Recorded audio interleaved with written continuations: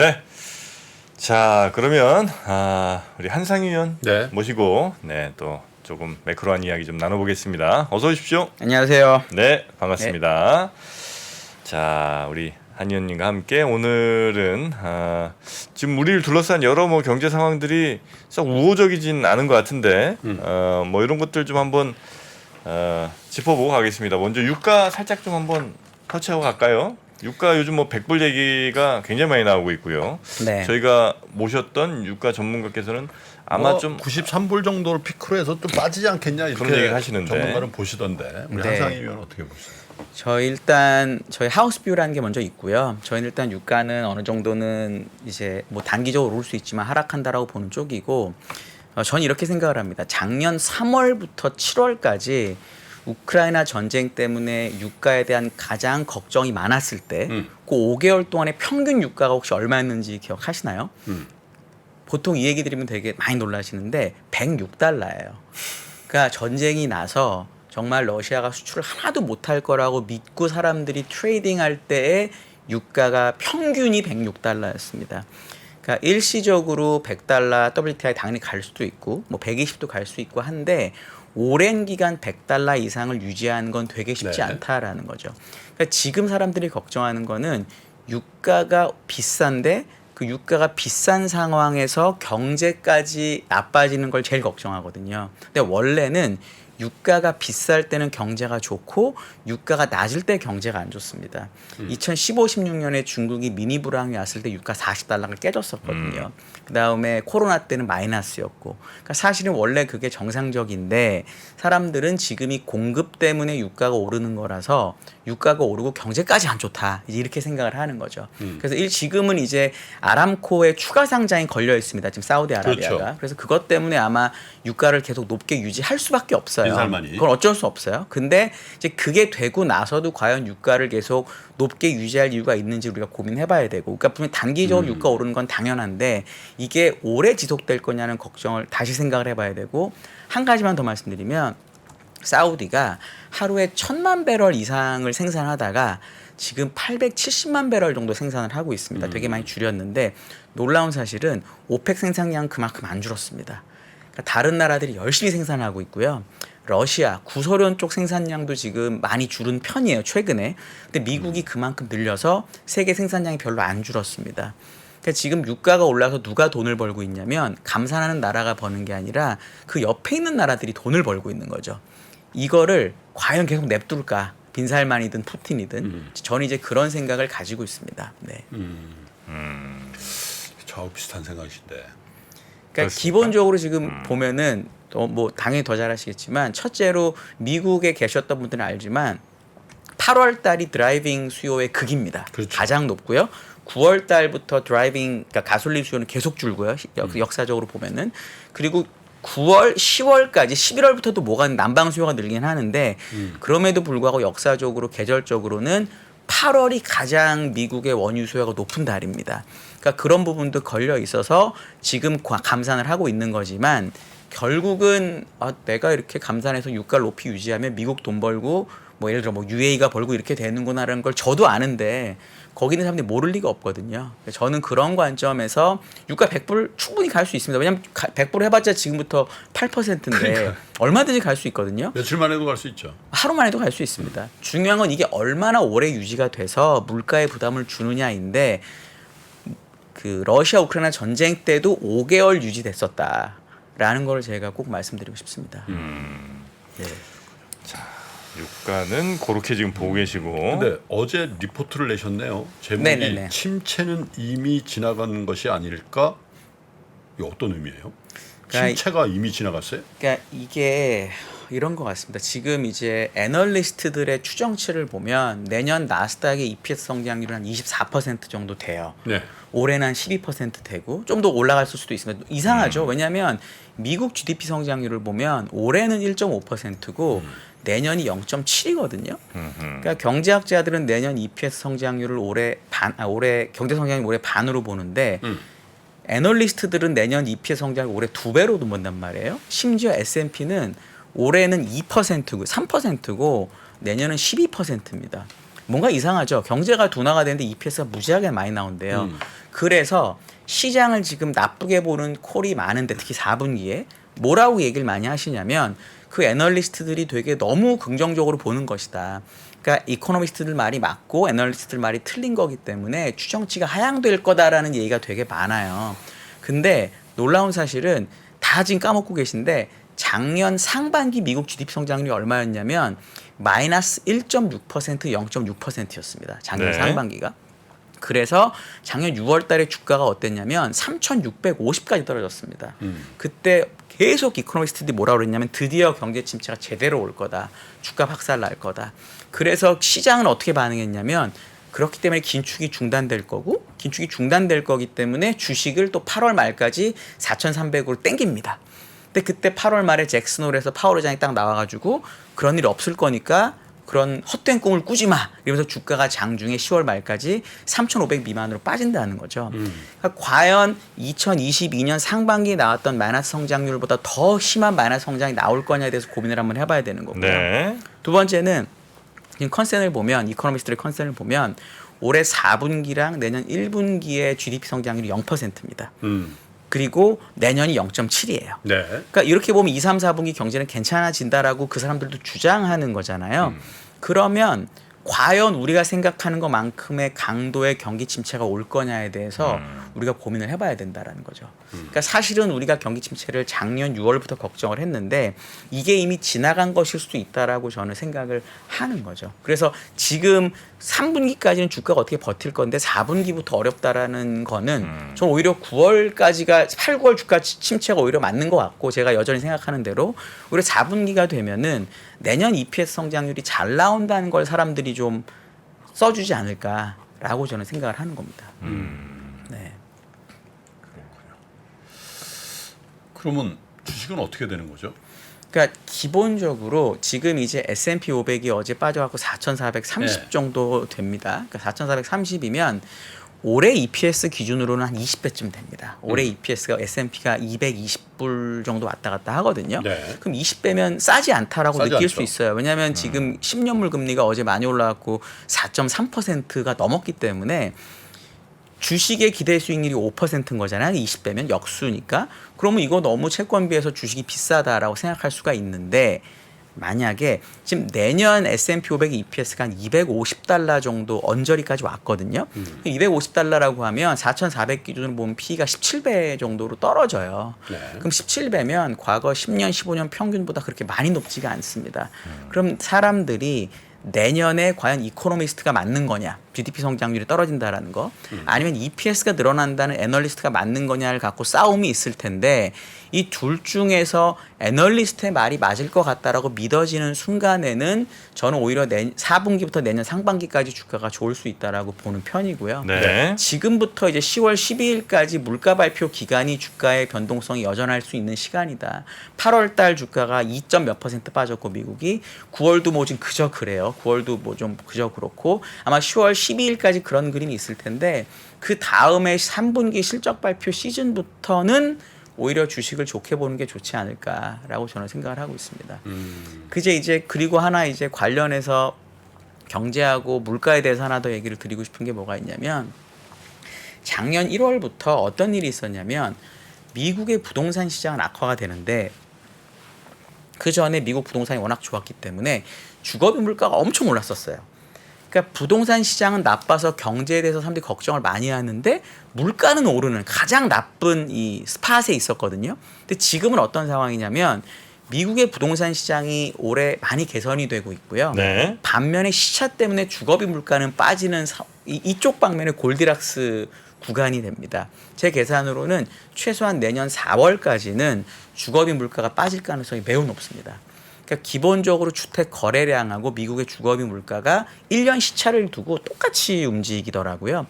또는 뭐 가격하고는 1년 반 뭐 이렇거든요. 그러니까 그런 관점으로 보면은 주거비 물가는 빠지는데 미국 주택 시장이 강한 그러니까 되게 경제에는 좋고 물가는 나쁜 거니까 그런 상황이 내년 4월까지는 나올 수가 있을 것 같아서 우리가 걱정하는 것만큼 물가가 아주 많이 오를 것 같지도 않아요. 그러면은 이제 뭐 제 생각에는 생각보다 물가는 안 오르고 그럼 내년 GDP, EPS가 괜찮을 수도 있을 것 같고 이런 그림이 되는 거거든요. 물가가 예전 생각보다 안 오른다는 레벨이 어느 정도예요, 한상희 전 위원? 4%는 그러니까 헤드라인이 4%가 안 넘을 수 있지 않을까라는 걸 그게 희망합니다. 얼마 안 오르는 거예요? 3.9도 얼마 안 오르는 거에 레인지에 들어가나요? 지금은 이제 3.7인데 왜냐하면 제가 얘기를 하다 보니까 이런 걱정들이 있더라고요.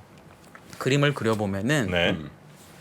70년대랑 물가 모습이 되게 비슷하게 가고 있어요. 70년대 보면 처음에 오르고 뒤에 이만큼 오르고 이제 이렇게 네. 되는 그림이 있잖아요. 그래서 폴 볼커가 와가지고 뭐 금리를 무지하게 올렸다 이런 그림이 있기 때문에 그런 식으로 다시 작년에 봤던 뭐 8% 9% 물가가 될지도 모른다는 그런 걱정이 있거든요. 네. 근데 만약에 물가가 4% 언더로 막히고 예를 들어 핵심 물가는 올해 연말 되면 3% 초반 내지는 뭐 3.34로 갈 수 있을 거 저는 있다고 보거든요. 그러면은 지금 기준금리가 5.5%인데 여기서 기준금리를 더 올려야 될 이유가 전혀 없는 거죠. 그러니까 여기서 기준금리를 더 올려야 된다라고 주장하기 위해서는 다시 실질금리가 마이너스가 될 정도로 물가가 올라야 돼요.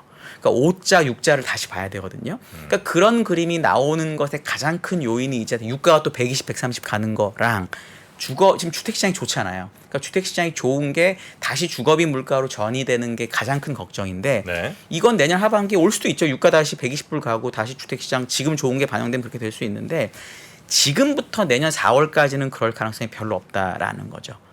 작년에 3, 4, 5, 6, 7월 유가가 좋았고 올해 상반기 유가가 낮았기 때문에 내년 이제 상반기 특히 4, 5, 6월이 되면 유가에 부담이 있지만 그건 내년 4, 5, 6월 일이거든요. 그러니까 그걸 벌써부터 걱정해서 기준금리를 미국이 먼저 엄청나게 올릴 거다라는 거는 저는 되게 너무 빠르다라고 생각을 하는 거죠. 근데 지금 마켓 컨센서스가 기준금리를 엄청나게 올릴 거라는 피어는 거의 없는 것 같고 뭐 해봐야 한 번, 최악의 경우에 두 번, 네. 뭐 어쩌면 없을 수도 있고 뭐 이런 네. 정도의 레인지잖아요. 그 레인지에서 최악의 경우라는 게 금융시장의 최악의 경우라는 게 뭐 성장도 별로 안 나오는데 연준에서 두 번 정도 더 올린다? 그럼 주식시장에 대한 호프는 없는 거죠. 그렇게 되면 사실. 네네. 예, 그래서 근데 연준은 어차피 타겟하고 있는 물가 수준이라는 게 2%잖아요. 네. 어쨌든 네네. 공식적으로. 네. 근데 거의 더블업이거든요. 4%는. 네. 근데 이거를 가지고 그게 낮은 만족스러운 물론 이제 기준금리보다 훨씬 낮지만 그거를 피봇을 한다든지 뭐 금리를 낮춘다 뭐 이런 완화적인 스탠스로의 전환을 기대한다는 건 조금 너무 빠른 기대 아닌가요? 제 생각에는 지금 소장님 말씀에 저도 한 5만% 동의를 하는데 5만%. 이건 것 같아요. 지금의 사실 뭐 내일 FOMC 새벽에 있을 거지만 이번에 동결이 될 거고 뭐 올해 기준금리의 고점이 5.75%는 안 바뀔 거라는 거는 다들 뭐 거의 다 인정을 하고 네. 있는 것인데 지금의 걱정은 내년 지금 점도표가 4.5, 4.75에 와 있단 말이에요. 그렇죠. 6월 달에 낸 거는 이게 많이 올라갈까 봐 걱정을 하는 거죠. 아, 그렇죠. 그러니까 기준금 만약에 물가가 예를 들어 제 계산으로는 연말이 되면 일반하고 핵심이 둘 다 3%, 3.34% 정도에서 만날 가능성이 높다라고 저는 여전히 보고 있는데 네. 그런 정도면 내년 기준금리를 4.75%의 점도표를 유지해도 괜찮죠. 왜냐하면 실질금리가 1%가 훨씬 넘으니까. 그러면 그냥 아름답게 그러니까 우리가 95년부터 2000년까지 봤던 되게 아름다운 고금리를 유지할 수 있는 그런 영역이 되는 거니까 그럼 내년 EPS가 늘어나는 것에 대해 사람들이 믿을 수가 있는 거죠. 사실 중요한 건 믿음이라고 저는 보거든요. 그러니까 내년에 다시 또 3월에 점도표를 내면서 그게 아닌 것 같아라고 얘기하면서 주식이 부러질 수는 있는데 그 전까지는 내년 나스닥이 25% 성장할 거야 EPS가.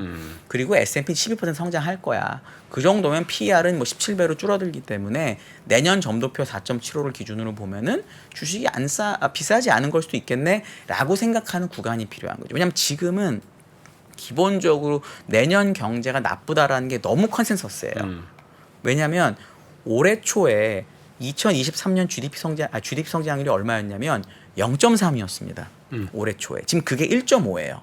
반대로 내년 GDP 성장률은 올해 초에 얼마였냐면 1.5였거든요. 네. 지금 그게 0.7이에요. 그러니까 지금 경제가 나빠진다라는 게 계속 딜레이가 되고 있거든요. 네. 애널리스트들도 그걸 따라서 올해 추정치를 6월까지 계속 깎았었어요. 근데 이코노미스트들은 전혀 추정치를 안 바꾸고 있는데 애널리스트들은 7, 8월에 어떤 일을 벌이고 있냐면 아, 이젠 정말 실적이 좋아지나 보다라고 하면서 바꾸고 있거든요.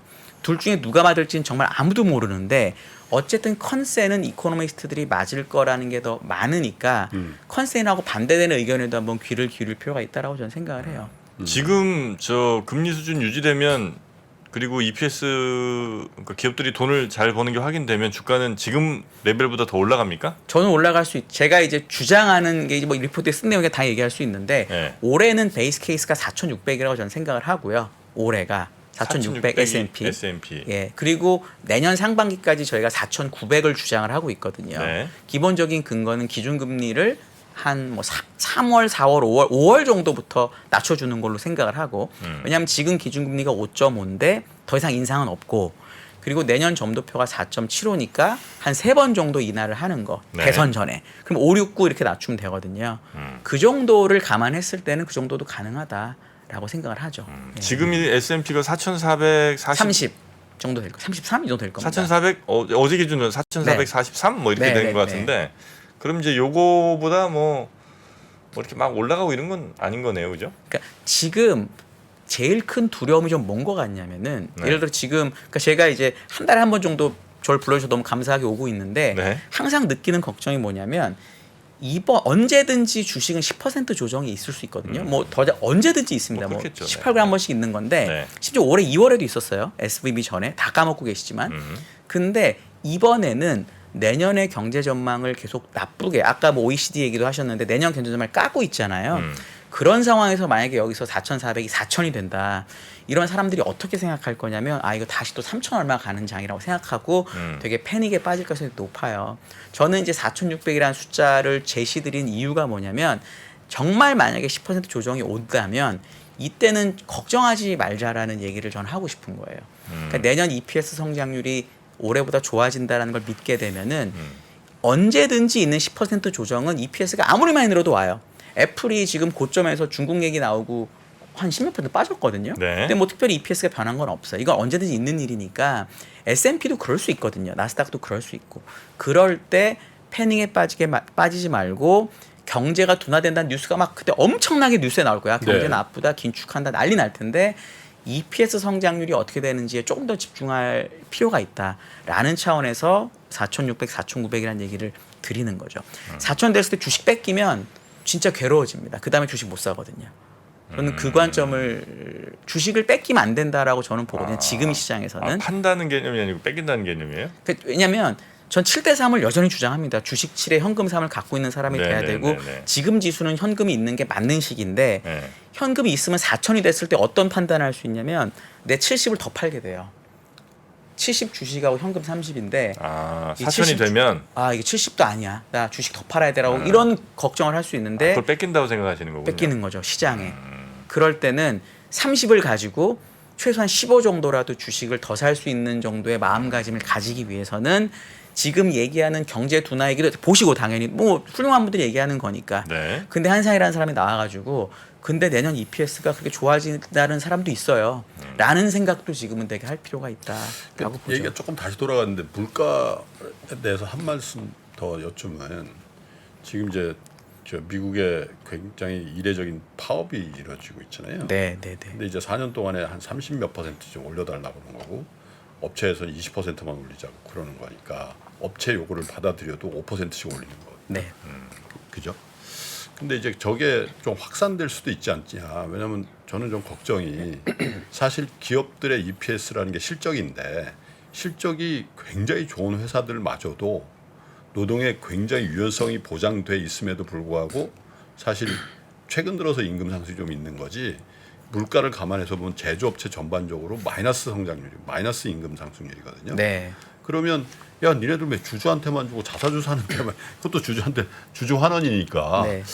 그거에 대한 굉장한 그 반감. 예를 들면 뭐 샌더스 이런 사람들이 그런 얘기 이제 당연히 네. 하겠죠. 이제 네. 대선전 들어오고 네. 그러면 그래서 내년에 미국 시장에 의외에 그 기업의 실적에 관계없는 경기에 관계없는 임금 상승이 있을 수도 있겠다라는 네. 피어가 좀 생겼어요. 네, 최근에. 네, 네. 야 그러면 좀 다른 환경이 만들어질 수도 있겠는데. 네. 네. 이건 파업이라는 경기는 안 좋아지게 만드는 거고 임금을 올리는 거니까 그죠? 그러면 주주 가치는 상대적으로 훼손될 수밖에 없지 네. 않겠냐 이제 네. 이런 걱정이 있단 말이에요. 제가 지금 소장님이 그 질문이 정말 지금 가장 핵심적인 질문이라고 생각을 합니다. 그래서 저는 어떤 얘기를 보통 드리냐면은 그런 모습이 70년대에 나타났었어요. 70년대 엄청나게 많은 파업을 했고 왜냐하면 달러가 그때 약세였기 지금 달러 강세입니다. 달러가 약세였기 때문에 오일 쇼크가 있고 이러면서 유가가 진짜 미친 듯이 올랐거든요. 그래서 네. 우리 생활할 수가 없다면서 파업을 많이 했고 그때는 그걸 받아들일 수밖에 없었어요. 왜냐하면 그때는 미국의 생산성 향상도가 하나도 없었거든요.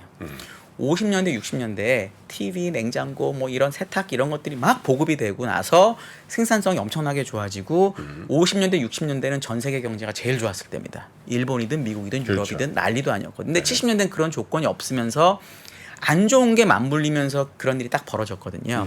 그러니까 지금의 이 임금 인상 요구가 70년대랑 같은 거냐 아니면 그 임금 인상 요구를 생산성 향상 도구를 가지고 이겨낼 수 있냐 90년대처럼 이거의 싸움이라고 저는 첫 번째로 생각을 하고 저는 아직은 후자라고 믿는 쪽이에요.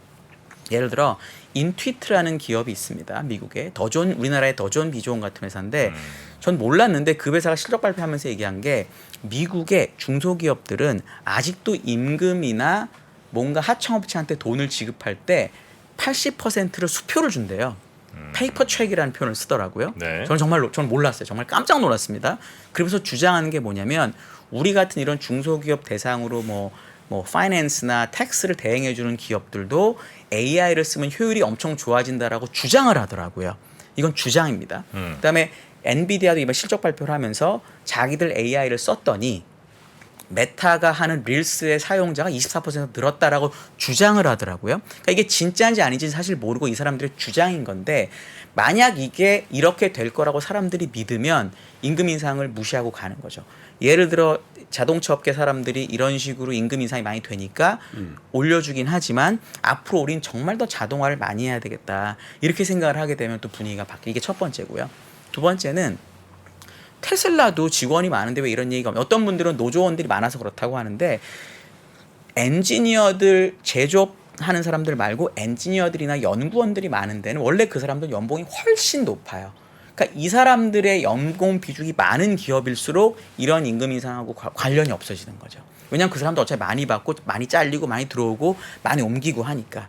그러니까 그런 관점으로 보면 이 사람들의 임금 비중이 높은 미국의 빅테크들의 임금 관련된 실적 많이 까지지 않을 가능성이 되게 높다. 그러니까 미국은 계셔서 더 잘하시겠지만 예를 들어 남들이 임금이 올랐다고 해서 나도 올라야 된다고 생각하지 잘 않아요. 네. 그러니까 비슷한 일을 하는 경우를 빼고는 예를 들어 저 회사 예를 들어 뭐 코로나 때 다 못 살겠다고 하는데 JP 모건이 배당 난 줄 거야. 뭐 이런 거랑 비슷한 거라서 저는 말씀하신 부분이 정말 중요한 포인트인데 그게 물가에 아주 큰 영향을 주진 않지 않을까라고 지금은 생각하고 있습니다.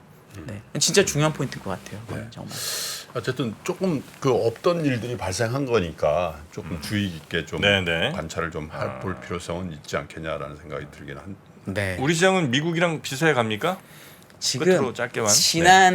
지금부터 과거 한 달 동안 그 시장에서 수익률이 가장 좋았던 우리 이렇게 얘기 드리면 뭔 소리야 이러실 텐데 코스피 200 그러니까 MSCI 코리아가 전 세계에서 일본 다음으로 좋았습니다.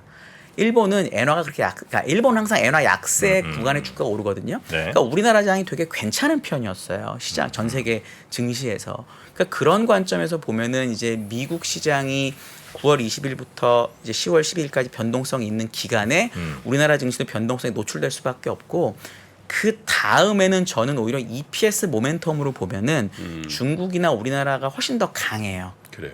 왜냐하면 내년이 실적이 워낙 많이 늘어나니까 그런 관점에서 저는 미국이든 동북아시아국이든 이런 쪽이 괜찮다. 훨씬 낫고 뭐 유럽이나 이런 쪽은 상대적으로 덜하다라고 네. 주장을 하고 있습니다. 네. 알겠습니다.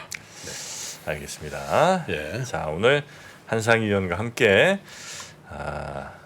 이 시장에 대한 이야기 좀 나눠봤고요. 한화투자증권 한상희 수석 연구위원님 오늘 고생 많으셨고요. 또 한 달 후에 또 뵙도록 하겠습니다. 그 전에 또 연락드릴 수도 있습니다. 네, 네. 대단히 네, 고맙습니다. 감사합니다. 외환위기 오는 거 아니에요? 금융위기 오는 거 아니에요? 이런 질문들을 좀 굉장히 많이 받았었습니다. 탐욕이 되게 강했을 때 위험자산으로서의 극단적인 쏠림이 나타나고 공포감이 극에 달했을 때 안전자산으로서의 극단적인 쏠림이 나타나거든요. 과거의 일이 미래에 똑같이 일어난다 이건 아니지만 그때 당시에 위기 상황에서는 어떤 공통점들이 있었는지를 보면서 우리가 대비를 하는 방법도 고민해 볼 수 있고요. 과거를 제대로 이해하는 순간 위기의 실체가 드러납니다. 오건영의 현실 경제 이야기를 서점에서 만나보세요.